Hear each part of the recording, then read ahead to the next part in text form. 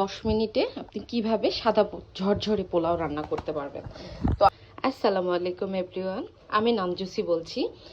আজকে দেখাবো, এবার ধুয়ে নিয়েছি। ধুয়ে নেওয়ার পর আমি পানিতে কিছুক্ষণ আধা ঘন্টার মতো দেখতে পাচ্ছেন এটাতে কিন্তু আমার 2 পট চাল, আমি কিন্তু 4 পট পানি দিব না। হ্যাঁ, পোলাওয়ে সব সময় আপনি পানি একটু কম দিবেন। এটা রাইস কুকার, এখানে দেখাচ্ছি তেজপাতা, সাদা এলাচ আর লং বলা হয়।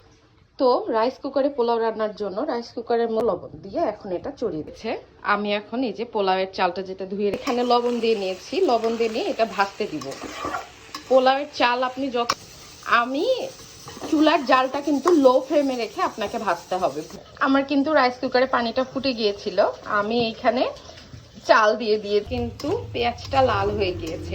সে বেরেস্তাটা পোলাওয়ের উপর দিয়ে দিলাম। এখন আমি দিয়ে দিব ঢাকনা। দেখেন আমার রাইস কুকারে পোলাও রান্না কিন্তু হয়ে গিয়েছে। দেখেন চালগুলো